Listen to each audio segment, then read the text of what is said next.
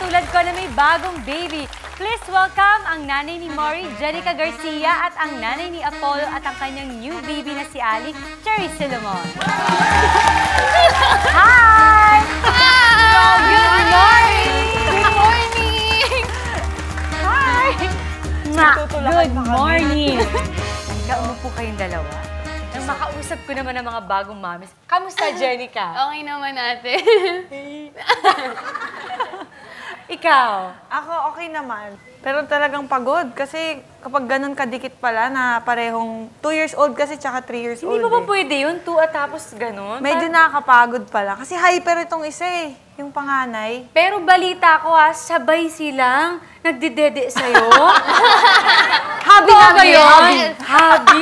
Ikaw din ba? Pro-breastfeeding ka, di ba? Siyempre. Paano, ano yun? Parang gusto ko malaman yung tandem feeding. As in, dalawa sila sabay? Oo.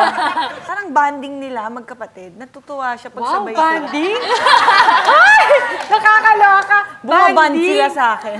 Parang okay din naman. Parang nagiging close sila. Tapos nag-a-adjust sila yung sa space ng isa't isa. Yung picking shotty na, naipit na shotty, naipit na shotty. Ikaw naman, balita ko, ito si Mori nung araw, parang gusto niya may favorite side siya. Tapos sa kabila parang ayaw niya. Oo. So ano nangyari Hindi doon? parang ayaw niya talaga. Talaga? Hindi niya bet at all. Paano ginawa mo? Dami kong mga lactation consultant na nilapitan, tingin ako ng tulong sa doctors. Akala ko nga maoperahan ako, akala ko tatanggalin yung left breast ko. Dahil? Hindi ko na magalaw yung mukha ko, yung kamay ko sa kaliwa, yung kaliwang side. Kasi ipon na yung milk, para na siyang hollow block. Yung breast ko, ganun na siya katigas. Hanggang dito, matigas na siya. Pero di ba ang sabi Hindi ko na din siya nila, yung magalaw. mga nagpapadede, kapag hindi na na-express, nilalagnat. Or ako hindi ko pa Ganun na-experience, na. pero may ganung punto Yung na sa'yo. ganun na, lampas-lampas na doon. Nagpas na. Pero kayong dalawa, ikaw, ganong katagal o age ni Apollo at saka ni Ali, gusto mong padidehin sila? Ang gusto ko lang talaga 2 years kay Apollo. Naso ngayon 2 years, 3 months na siya. Going strong pa din. Nakakapagod na nga. Kasi So, di ba nakaka-drain? Tapos lalo pa dalawa Pero totoo. sila. Pero ikaw, ayaw mo, dire-diretso ka pa rin, ayaw mo At putulin. gusto ko kasi self-winning eh. Ikaw, si Mori, hanggang ilang taon ang gusto mo? Kahit hanggang kailan niya gusto, okay lang sa Ganun akin. din. Sa balita ako, nagbibigay ka rin ng milk, ha? Kasi nagpapadede talaga ako ng ibang baby. So ikaw, baby mismo ang naglalatch mismo sa Oo. dede mo at nilalapitan. Wow! Ang haba ng hair. Wow! Hey! Auntie! Ay, si Jenica, ha? Ngayon lang ako nakarinig ng nagpapadede mismo ng hindi mo baby. Hindi kasi ate, naranasan ko yung sakit na parang, siyempre si Mori, di ba, hindi siya naglalatch. So ako parang, ano bang problema? Nag-iiyakan kami dalawa kasi umiyak siya, naugutom siya. Umiyak din ako kasi maliban sa nasaktan ako, gusto ko naman, ayaw mo namang ilatch.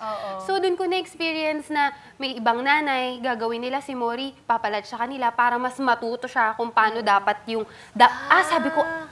sabi ko, pag napalatch ko yung anak ko, ibabalik ko sa lahat ng nanay itong ginawa nila para sa akin.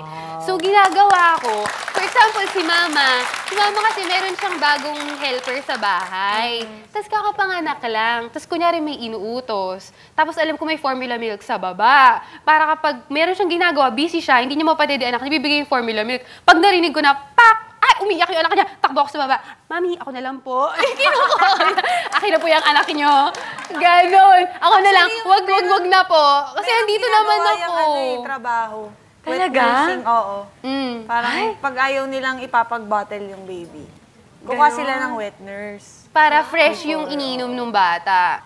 Ako kasi nagpapadede din ako kay Zia for 4 months na, no formula. Wow! 4 months is 4 months! Nakaka-proud. Sabi ko nga, basta para sa kalusugan ng anak ko, gagawin ko yan. Pero talagang nakakahanga kasi hindi biro ang magpadede. Mahirap siya, masakit, pero titiisin mo talaga. Pero ikaw na nagpapadede ka sa ibang bata na hindi ka ano-ano, wow, parang hero yan para sa akin, ha? Di ba? Nakakakilabot. Nag-okay sa'yo na si Mori na padedehin sa ibang mommy? Nagawa na ba ni Mori Nagawa yun ni Mori nung nagkaka-problem ako. Pero ngayon, hindi na. Ano naramdaman Mga mo 3 nung yung times. anak mo nagdedede sa ibang nanay? Iyak ako nang iyak. Diba? Kasi talagang pag mami ka, very sensitive ka sa nangyayari sa anak mo, di ba? Paliguan nga lang eh. Masama loob ko eh. Gusto ko ako magpapaligo. O, di ba? Sa akin lang yun. Sa akin lang. Ako lang yun. Kabaliwan. Ganda nung topic natin. Pero thank you, Jenica, sa Thank you, pag-share mo. ate. And Shari, sobrang feeling ko itong mga audience natin, especially sa mga mommies, alam ko na marami kayong natutunan, especially kay Jenica na nagbibigay ng milk, nagpapalatch pa para sa ibang mga babies, para lang, wow, ikaw na yan. Ikaw na yan. Pero ikaw din, kahanga-hanga, 2 babies sabay. Oo. At ate, pag namigay yan ng milk, 40-40 bags. Ganun kadami.